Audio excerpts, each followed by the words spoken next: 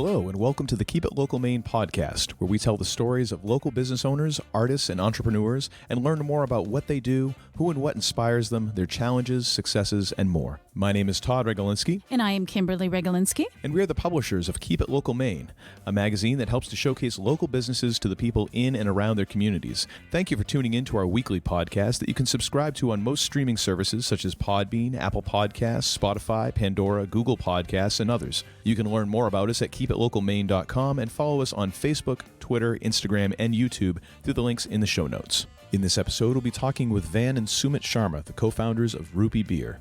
Sumit and Van Sharma always found it frustrating that Indian beer giants never distributed to states like Maine in the early 90s. Both of them grew up in the Indian restaurant trade, which their family has been in for over 45 years, but it wasn't until COVID that they both ended up living in Maine after being overseas in the UK and Australia. During that time, they set out to change the food and beverage arena in a bold, diverse, and innovative way. After partnering with global brewing legend Alan Pugsley, co-founder of Shipyard Brewing Company, they have taken what has started as an idea to solve a problem of sourcing Indian beer in Maine and grown it into a dialogue of increasing ethnic diversity within the craft brewing scene. And now, a quick word from our sponsor. Weather is getting warmer and it's project planning season, which means you should call Maine Commercial Contracting, your locally owned choice for residential and commercial services in southern Maine. They'll be there for that new driveway, walkway, or excavation for your home and for your business with parking lot paving, road milling, heavy hauling, and competitive commercial pricing. So when you need your project done right and on your timeline, get a hold of the company with the appetite for excellence and the skills to see it through. Call Maine Commercial Contracting at 207-391-0540 for a free estimate or find them online at mainecommercialcontracting.com. Welcome to the show, Van and Sumit. We're so glad that you're here with us today. Good morning. Happy Tuesday. Thanks for having us. Thank you for having us. Yes. Yes, been so excited to talk to you guys and just learn more about Rupee Beer. So you started this company because Indian beer really wasn't easy to get in Maine, obviously. So can you describe how beer from India, and specifically Rupee, is different from beer that people in Maine would normally find? Yeah, totally. I guess I can jump in there. I guess kind of bringing it to life a little bit more. When our parents moved to or immigrated to Maine in the early 90s, they opened some of the first ethnic Indian restaurants across the state. So we were in that business. We had a restaurant in Portland, Brunswick, and Bangor. And from that, in the 90s, a lot of specific international beer distributors just had no appetite for wanting to distribute beer to Maine. For them, it was a loss make. Driving this far north, and really sort of, doing those runs, it wasn't profitable. So that was something always in the back of our heads growing up in the restaurant business our entire lives. And from that, we spent a series of time after college overseas. I lived in London for 10 years. Sumit was in Australia. And when we came back to Maine during COVID, we were helping out with our family's businesses and noticed the same problem that we saw in the 90s spark back up again, which was during COVID, huge disruption in the supply chain. A lot of beer containers just weren't shipping to the United States. So Indian beer, once again, became really scarce. So we were like, let's take that idea we had when we were younger and come up with a product that actually is made for Indian cuisine. We're super respectful of some of the larger players in the space when it comes to Indian beer, Asian beers, but we wanted to do something different. We knew we could come up with something more specifically made and crafted for the food we grew up on. So yeah, we essentially, worked really hard on getting a recipe that works and pairs extremely well with spicy food, with Indian cuisine, with other types of world flavors. And from that, strength to strength, Rupee came to life. It's a beer made specifically to pair with, ethnic and spicy cuisine. And its journey has been a lot more based around the science behind brewing. So we're really working with some really great partners to help us bring that recipe to life with, pooling resources here in Maine. And from that, it's a craft beer. So it's not as mass produced as some of the other larger international players that you'll see at most Indian restaurants or Asian restaurants across the world. Wow, that's so cool. That is just such a great example of an idea doesn't always need to be implemented, or it's not always the right time for an idea the first time you have it. And it's so great that you guys, you were able to come back to that idea or that thing that you had noticed years before and go, okay, now's the time. I just love that idea. The universe works in interesting ways. And I feel like timing is so important for any product launch or any entrepreneur wanting to do something. So it totally makes sense. Yeah. And especially the fact that you had kind of that ground level view of your parents being in the restaurant business, and of course, kind of seeing how the behind the scenes stuff works and knowing like, oh, well, the reason why this isn't happening is because of this. And so that really just helps to fill in all that background. That's awesome. So when you talk about your developing this beer, I'm just a little curious, how much of your development process was recipe and how much was brewing techniques? I mean, is it a fundamentally different brewing process for an Indian style lager, or is it similar to that and it's really the recipe? Totally. So when this project also, got more, it got going and really sort of started to come to life, Sumit and I knew that we weren't, from the craft beer space. We're not beer brewers. That's not our background. We come from a background of startups as well. So we definitely had more of the commercial knowledge and sort of interest there. But we knew on the brewing side, that wasn't our specialty. So when we were looking at specific brewing houses across the world, we literally, from Germany to Canada down to Asia, it just so happened that a gold mine of a resource lived down the road from our parents' house in Portland. And I'm speaking about Alan Pugsley. In case you haven't heard of him, he's often referred to as the Johnny Appleseed of craft brewing. He's been instrumental in really reviving the craft brewing scene across the Northeast. He's a British expat, and he's launched a few different brands. Most notably, he's the co-founder of Shipyard, which I'm sure all of you are familiar with. So when that resource came about, we worked strategically with Alan on coming up with the brief of what we were looking for, but also really to move the project along, holding various taste testings at our parents' restaurants with different types of Indian dishes from various parts of India, different spice levels, and also importing in as many international beers as we could to really figure out, all right, we like this, we don't like that, we want this, we don't want that. And from the brewing process and through all that research and development and working on various pilot brews with Alan, we really wanted to make sure that, we found a beer, a lager. That was a really sort of specific point as well, since we were looking for something super light, super refreshing, and really easy to drink and smooth.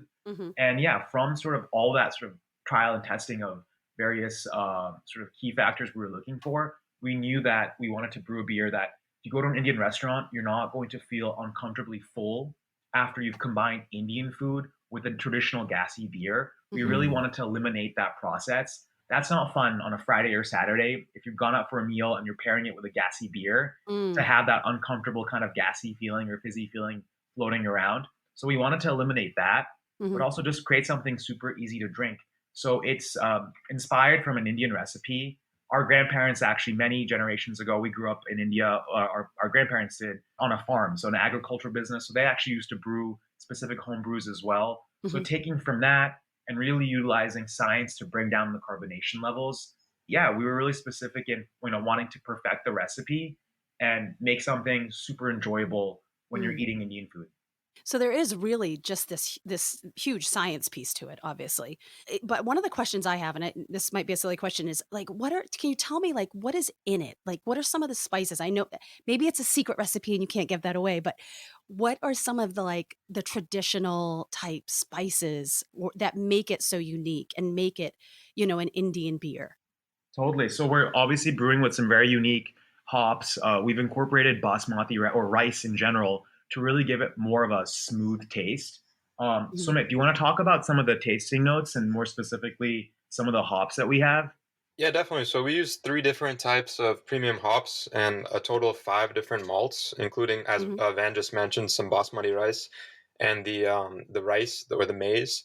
And overall, the beer has been getting great feedback on its taste. When we started, we were trying to get a beer that was very smooth, very clean, and easy drinking. We didn't want anything overly bitter that could tarnish your palate while you were eating a nice meal.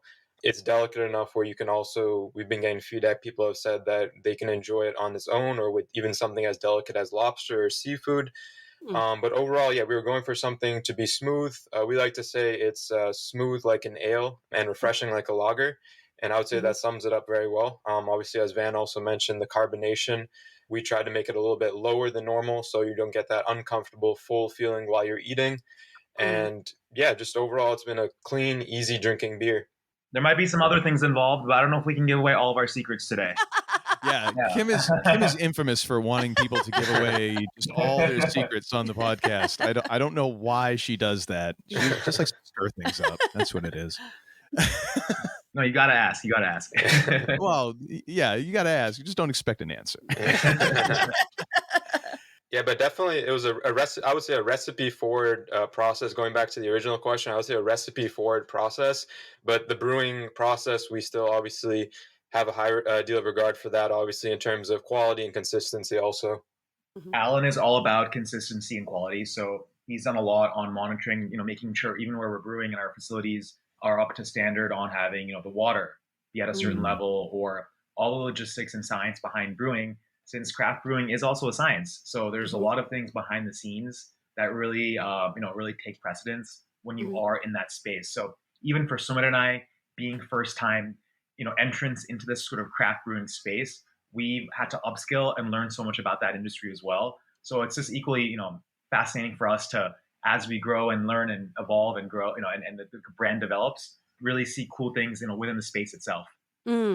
So there's a lot of ways to pair wine or beer or spirits with different dishes, and I know that as we've talked, this has kind of been part of your thought in the process of making Rupee, and I love the fact that when you described it, you say it's delicate enough to pair with even something like lobster and things like that.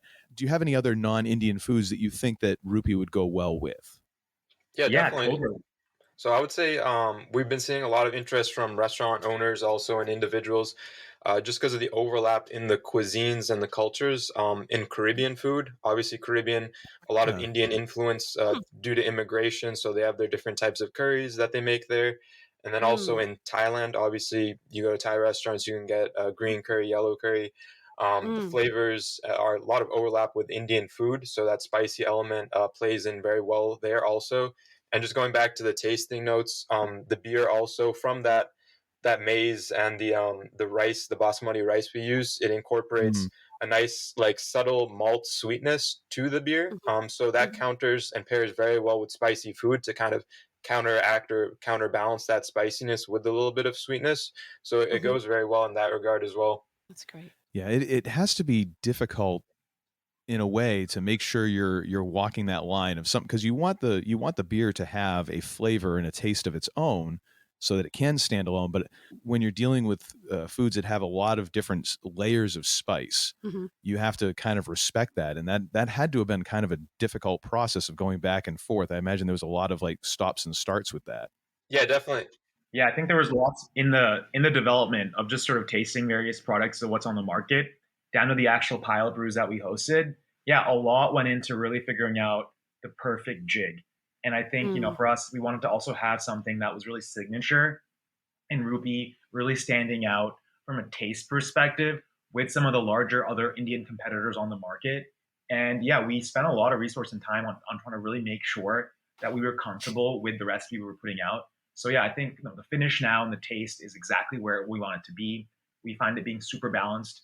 And as Sumit mentioned before, initially this was a project that we wanted to have a beer that we could serve at our parents' restaurant and it kind of be the flagship sort of lager. And from that, we're grateful it's grown into something a lot larger. And now every day, various interests from Thai restaurateurs, Caribbean restaurateurs, Asian restaurateurs saying, hey, listen, I'd love to get Rupee on our beer menu at a Thai restaurant.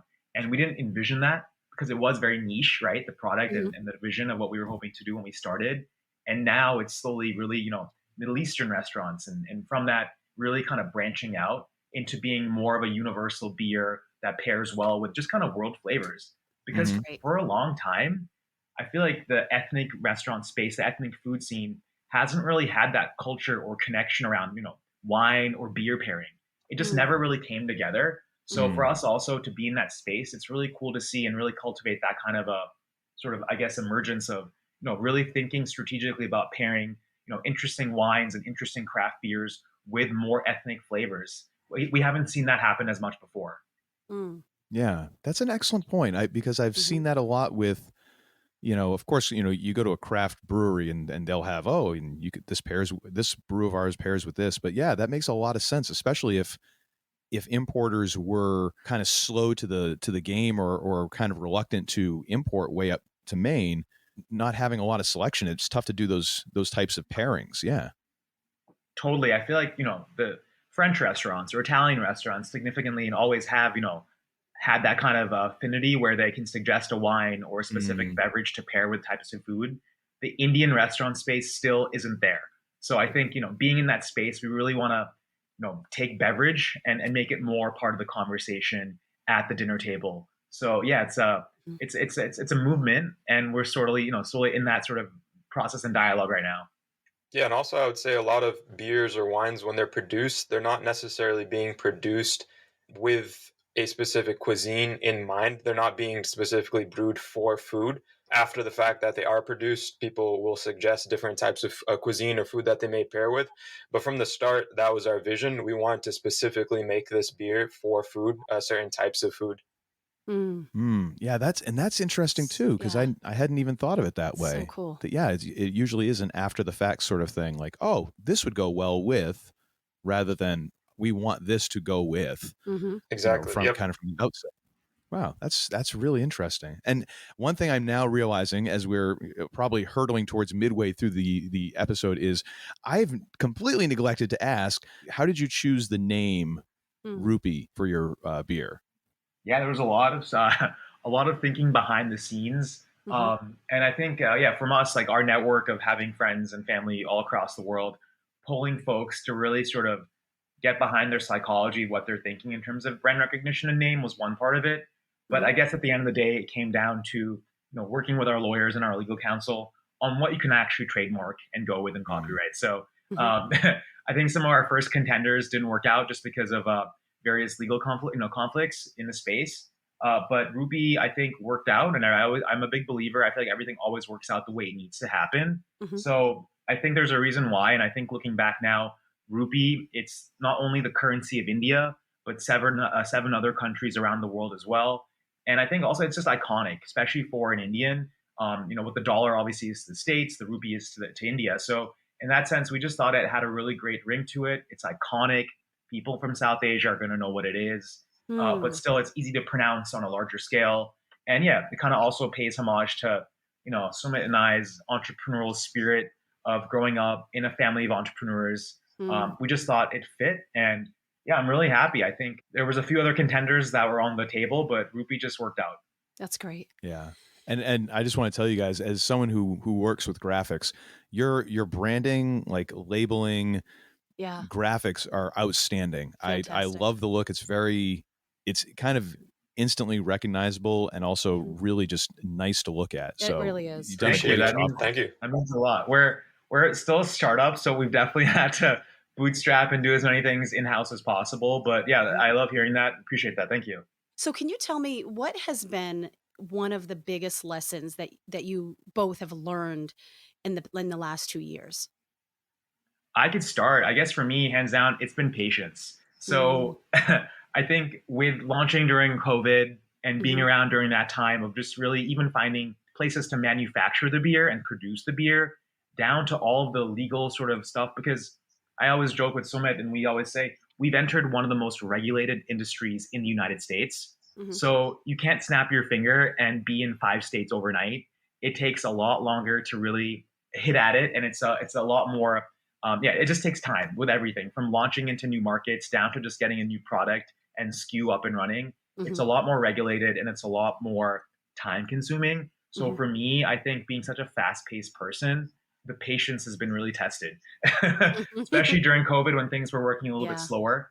Hmm. But yeah, I think anyone in this space will probably definitely say the same thing. Beer is not if you want to go fast, I would say that the beer space probably not the most ideal market or place Hmm. to operate in since things take a little bit longer and there's a lot of rules and regulations in a highly regulated industry. Hmm. Yeah. Well, at the very least, you're not dealing with spirits where you're now waiting 5 or 6 years for stuff to age in barrels. So I guess you have at That's least have true. that going Yeah. for I would go crazy. Yeah. you. Or wine where you're like, oh, Yeah. 10, 12 years from now, it'll be Right. perfect. Oh no. What am I going to do till then? Yeah, patience is key. I think as a brewer, as someone in the space, yeah, you got to have patience. Hmm. Nice. And what about you, Sumit? Yeah, I would definitely say just coming more from like I guess if anyone else is looking to do like any sort of startup or start their own business, being like a smaller guy in the craft brewery industry, a smaller brand, entering in discussions with different out-of-state distributors and different stores, restaurants, you're not necessarily going to be anyone's priority since you are kind of low on the totem pole. So you kind of had to make yourself a priority for these people by showing them your value, your worth, a unique proposition, and try to show them the vision. Otherwise, they're not going to give you the time of day. So you gotta make yourself other people's priority. Totally. Yeah, That's I agree. great. Yeah. And what do you have any practical ways that you do that or that you would kind of recommend, or is it just kind of like each individual relationship, each individual instance is just that much different? Yeah, there's different ways you can definitely do it. Obviously, one of the ways that worked out for us was obviously our credibility in the beer space by working with Alan. Obviously, Alan is a huge figure in craft brewing. When we mention his name, people obviously know him. That obviously boosts our credibility. People will give you more attention when you say that. Then other ways are just showing out-of-state distributors or in whatever business model you're working with, what makes your product very unique, how you're differentiating yourself, and getting them excited about your product. It's a cluttered market, right? So you can go to your local liquor store, you can go to Whole Foods.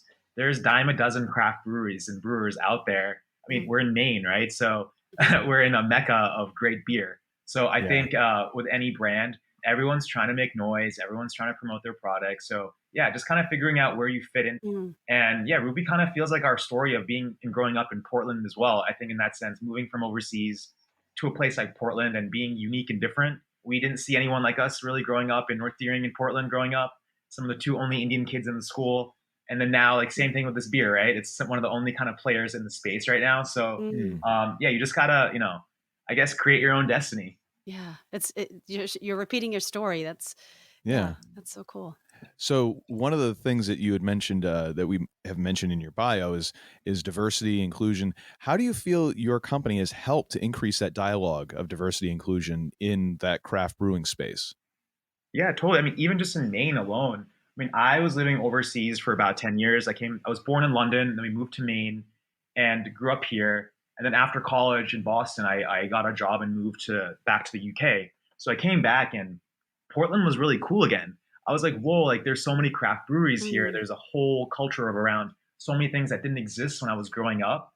So kind of also just seeing where Portland is today and more specifically talking about beer. When you look around, yeah, most brewers don't look like us. So I think that, we've been in so many conversations and so many beer tastings and so many various meetings that with specific breweries, with consultants, with investors, and we're often the only people of color or, diverse names in the room. So it's definitely noted that the space definitely could use more. We always say, we're spicing up the industry a little bit, being Indian, and bringing a little love it. a little masala to the playing field. But I think, yeah, traditionally it's a space that isn't known to be diverse, especially if you're Indian. I think when you're growing up in our community, the idea is not to be a brewer. It's more to be, become a doctor, become a lawyer. So I think there's also just a lack of representation. And yeah, being from Maine and in this space as well, and with our restaurant background, yeah, I think for us, it's really about kind of, trying to game change and hit at it from a different angle. And, but also just kind of wanting to create a product that we wanted. So yeah, we definitely think that we've increased conversation and just even representation in the room, which for a while we never saw anyone really sort of be in. And also along with that, I think it comes with just having to upskill your knowledge. So we've had to do so much behind the scenes in terms of just really, bringing our knowledge of craft beer in that space in the beverage world up to a certain degree to really make sure that when we are in those kind of conversations with people that have been in the business for like over 50 years, that we sound credible. So it's a lot of work behind the scenes also to really make sure that you know what you're talking about. Yeah. Yeah. Well, and I imagine that as well, that your willingness and your eagerness to learn and the fact that you have absorbed a lot of that information goes a long way as well in talking with some of those people. I've been brewing for 50 years and who are these, young kids coming in and, oh, wow, they're working really hard to learn all this stuff. All right. 100%. Let me see how I can help them. Let me see how I can work with them. That's gotta have some sort of influence as well. For sure. The hard work you guys have put in. We're trying. Yeah, we're hustling. I love that quote. I love that quote that you just said. You're spicing up the industry. Definitely. I feel like that needs to be on a T-shirt. Yeah, it's true. Maybe we that can is so trademark cool. that. So one of the things that we always like to ask, because there's so many different answers to this question, is how do you define success? Yeah, that's a great question. I guess for me, I mean, I worked in sales for 10 years. Mhm. So I guess coming from like a KPI driven environment my whole professional career, for me, I'm a numbers person. So going back to the point about patience as well, I'm just a very big picture macro thinker. So we want to grow Rupee to be a large scale household brand. So Mm, for us, I think, first top tier vision is we want to be in every Indian restaurant across the United States. That's nice. kind of what success looks like for us. That for us also with our background of where we grew up in the Indian restaurant space our entire life, that would be such a great feeling to have. Um, Mm, and also kind of still have a pocket in the door in the Indian restaurant space in a different capacity through the beverage lens. So for me, success is really driven around the distribution of having mhm. Rupee available across the United States and also new markets. And we're working on that right now. That's fantastic. Yeah, definitely. Being able to go into any Indian restaurant in the U.S. or even abroad. Our family we like to travel quite a bit. Whenever we go abroad, we obviously like to eat the local cuisine, but we always make it a point to try to go to at least one Indian restaurant wherever we Mhm. go. So we've been to some interesting countries, and there always seems to be at least one Indian restaurant, and it'd be a great Mm. feeling, just to go in there and see rupee on the menu, like anywhere in the world you Mm, go. You go to a Thai restaurant, right? And it's like Singha. You go to a Japanese restaurant, I'll have Sapporo or Kirin. Yep. A Mexican restaurant, Dos Equis or Corona, whatever it is. I think we want to be in that kind of category, if that makes sense. yeah. Yeah, So yeah, totally. we're really working hard to make sure we can get there. It's so funny how because when you said that traveling and eating local cuisine, but you would always find yourself at an Indian restaurant. It's so funny because it instantly made me think back to my father growing up owned a business where he had vending machines at a bunch Hmm. of different places. Cool. And we would go on vacation and I would catch him as we would go past a vending machine. He'd just give a kind of a quick side look, see what they had in there, kind of look at what the prices were. I'm like it and it's just so funny how you kind of do that. Like I find myself looking at magazines, that are out just to see, okay, well, how are they doing this?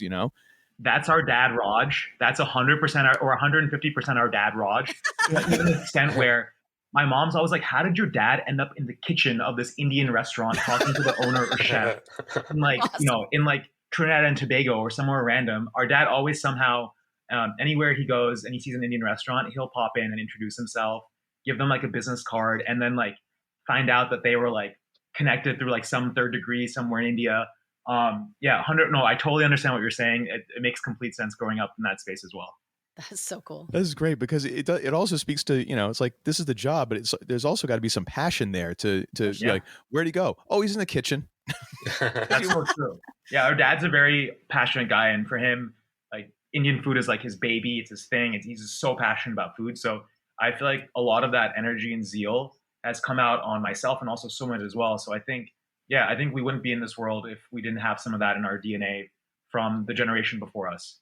Hmm. Yeah, Yeah, even in going definitely. back to the original question, like how do you define success? I guess even like on a more, I guess, individual level versus like a business level. A good quote that I had recently heard, it was on another podcast with I believe it was Jay Shetty. He had mentioned, success for like in a way that I liked it a lot. He said, trying to find your path, I guess, to success. It's what are you good at? What can you Mm, make money doing? hmm. What do you love doing, and how can you help others? So if you can find Mm, something Mm, doing those four things, you set yourself up for success. yeah, that's I love that fantastic. last one too because that can kind of get lost in the shuffle, Hmm. and it is Totally. so rewarding.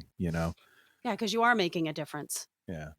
Yeah. So one thing now, again, is it took me half of the episode to remember to ask where you got the name Rupee. Now I'm realizing we've been talking about your parents' restaurants for the entire episode, and we've not asked where they are, what they're called, or anything like that. So maybe a quick shout out for them. Yeah, so we opened the state's first Indian restaurants in the 90s. Bombay Mahal is in Brunswick, Maine. That's been running for 32 years. Hmm. Wow. From that, we also used to have Taste of India in Bangor, Maine. We sold that. And we also used to have Tandoor on Exchange Street in Portland, which we Hmm. also sold.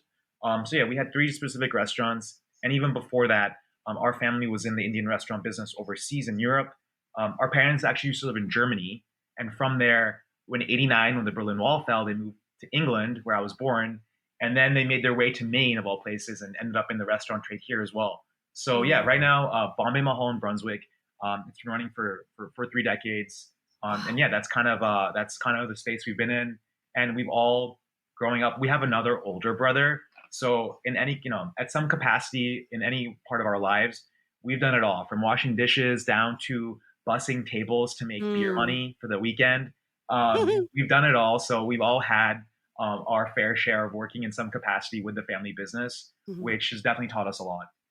Nice. Yeah, as someone who's worked in restaurants for a little bit, that's a hustle right there. It sure is. It's a hustle, yeah. Also, for 30 years, we were open 7 days a week. So it took our dad also many years of convincing him to say, I think we should probably close shop 1 day a week. So now we're actually closed on Wednesdays.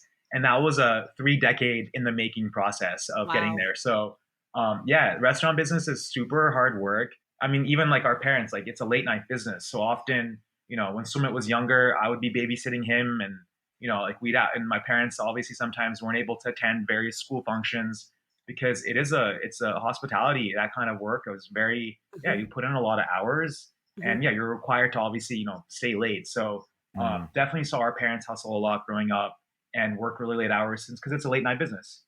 Yeah. So another question that we always like to kind of finish up with, because we are admitted inspiration junkies. So we would like to ask both of you, who or what inspires you, either personally or professionally? Great question. I feel like there's a bunch of different things.